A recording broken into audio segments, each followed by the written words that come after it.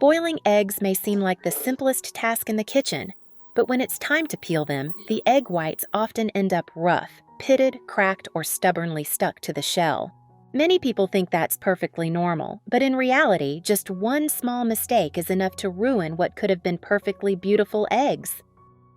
Today, I'll share an incredibly simple trick that helps your boiled eggs come out with a smooth, glossy surface and peel cleanly in just a few seconds. Best of all, they'll still have a rich, creamy, jammy yolk after cooking. This secret doesn't require any special equipment or expensive ingredients, yet it's a method many people have never heard of. Let's get started. Tip number 1. Before you begin, prepare the eggs properly. If the eggs are already at room temperature, you can use them right away. But be sure to check that none of the shells are cracked. It's also important to clean the eggs before boiling.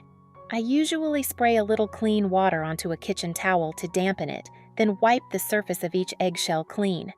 If you've just taken the eggs out of the refrigerator, let them sit at room temperature for 10 to 15 minutes before boiling, or soak them in warm water at 30 to 40 degrees Celsius for 5 minutes. This helps prevent the eggs from experiencing thermal shock when they're placed in hot water, reducing the risk of the shells cracking. Which country are you watching this video from? Please leave a comment below. It's great that we can connect with each other from all over the world. After cleaning the eggs, use a marker to make a small mark on each one. It may seem like a tiny detail, but it's incredibly useful.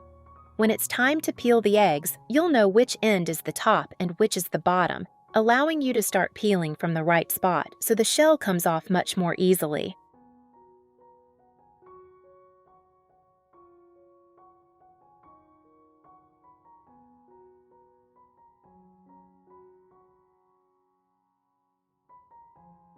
Next, I choose a pot that's the right size for the number of eggs I want to boil. You can adjust the size depending on your family's needs.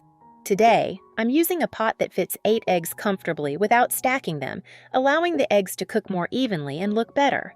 Gently place each egg into the pot with the marked end facing upward. It's just a small detail, but it will make peeling the eggs much easier later on. I add 2 teaspoons of salt to the pot to help prevent the shells from cracking and make them easier to peel. Finally, I pour in enough water to cover about half of the eggs, just enough for the steam and heat to cook them evenly. How do you usually boil eggs? Do you have any secrets for boiling eggs? Please share them with me. Next, turn the heat to medium, about 1,600 watts. Once the water comes to a boil, reduce the heat to about 300 watts and continue cooking for 10 minutes. As soon as the water starts to boil, I set a timer so I don't forget, because even a difference of just a few minutes can significantly affect how cooked the eggs are.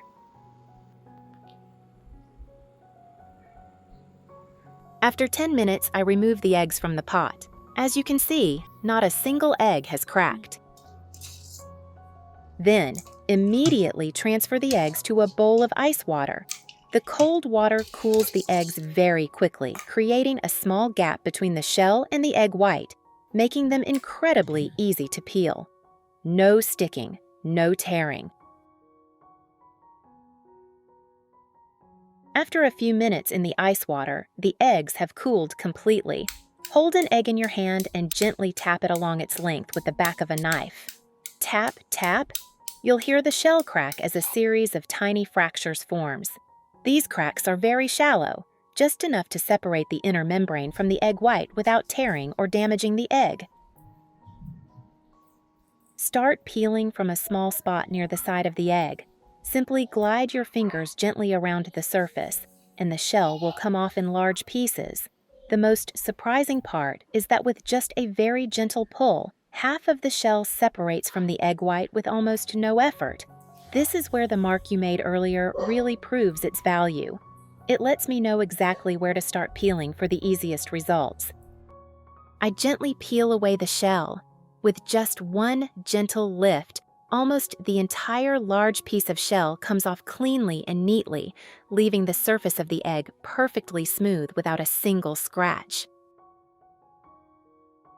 One by one, the second, third, and eventually the entire batch of eggs are peeled with ease.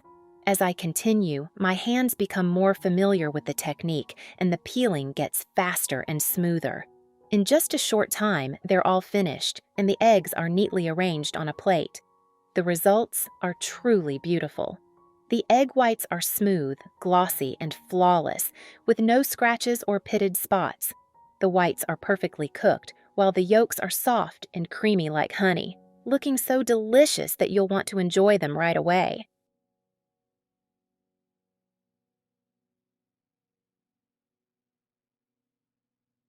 Tip 2. First, prepare 4 potatoes and place them all in a pot. Then, add 1 teaspoon of salt. Pour enough water into the pot to completely cover the potatoes. Make sure none of the potatoes are sticking out above the water, as they may not cook evenly. Finally, cover the pot with a lid. Turn on the stove and cook the potatoes over high heat until the water comes to a boil. Then reduce the heat to medium. The cooking time will depend on the size of the potatoes. Small potatoes usually take about 15 to 20 minutes, while larger ones may need 25 to 30 minutes. To check if the potatoes are fully cooked, insert a chopstick or fork into the center of one potato. If it slides in easily without resistance and comes out smoothly, the potato is fully cooked. Once the potatoes are done, remove them from the pot, place them in a colander to drain, and let them cool slightly so they are easier to handle.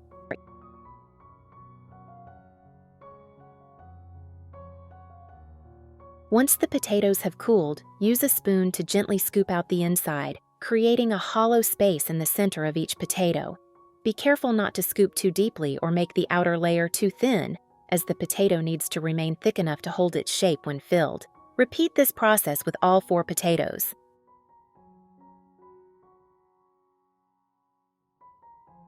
Here are a few tips for choosing potatoes. Choose fresh potatoes that have not started to sprout. Avoid potatoes with sprouts or green skin, as they may contain higher levels of harmful compounds. Choose potatoes that feel firm and have smooth skin. Then, gently place the 4 hollowed-out potatoes on a cutting board. After scooping out the inside of the potatoes, I set the potato flesh aside in a bowl to use in the next steps. Prepare 100 grams of sausage cut into small cubes. Which country are you watching this video from? Please leave a comment below. It's great that we can connect with each other from all over the world. Add 3 cloves of garlic, thinly sliced.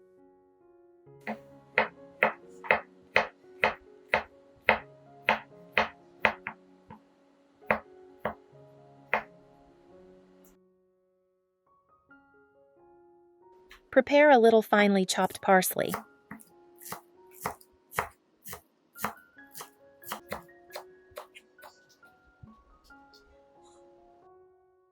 First, I add the chopped sausage to the hollowed-out potatoes, dividing it evenly among all 4 potatoes. Then, add the thinly sliced garlic. Then, add a little butter to each potato to give the dish a richer flavor and a more delicious aroma when baked. Add a little chopped parsley for extra aroma and a beautiful touch of color. The most important step is to crack 1 egg into the center of each potato, making sure the yolk sits neatly in the hollow.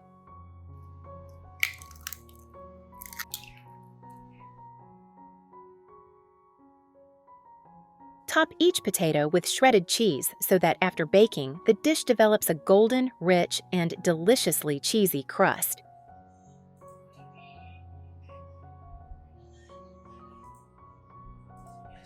Sprinkle a little black pepper on top.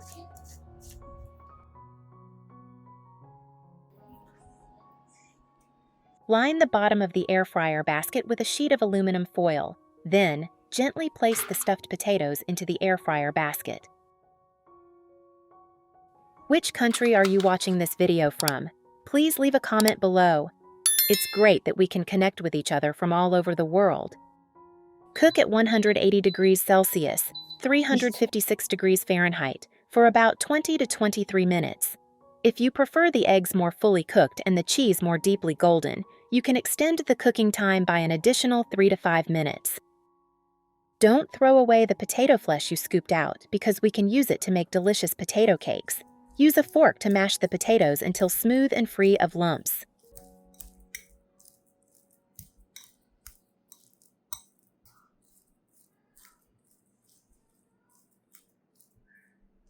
Once the potatoes are smooth, add 1 egg, 1 teaspoon of salt, and 1 teaspoon of ground black pepper.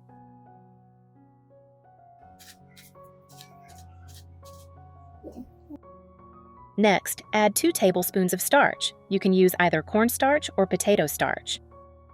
Then, continue mixing until the mixture becomes smooth, soft, and holds together well.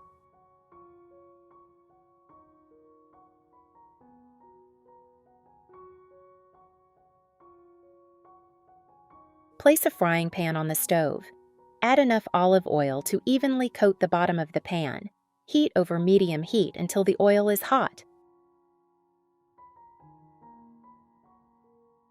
Once the oil is hot, gently place the potato cakes into the pan one at a time.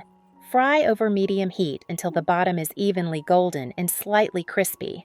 Then, flip them over and continue frying until both sides are beautifully golden brown.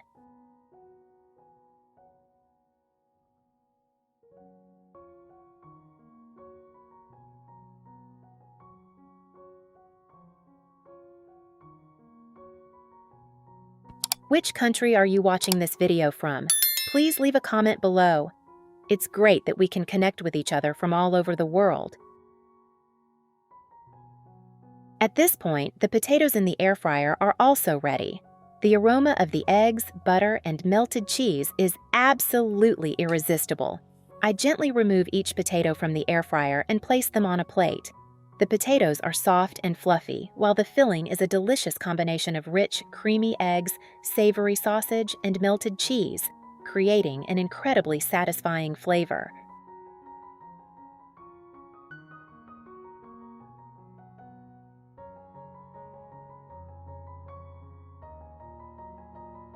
Which country are you watching this video from? Please leave a comment below. It's great that we can connect with each other from all over the world.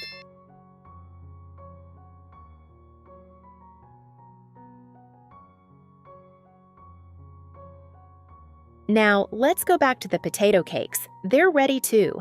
This dish is not only beautiful and appetizing, but also provides plenty of energy and nutrients.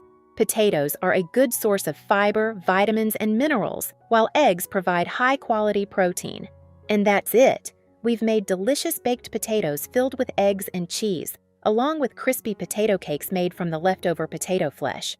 With simple ingredients, easy preparation, and an irresistible flavor, this is a wonderful meal to enjoy with the whole family. Would you like to try making this dish for your family, especially for your parents and grandparents?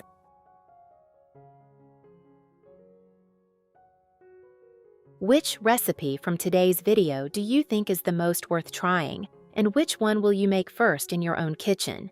Once you've tried it, if you enjoyed it, I'd love to hear what you think.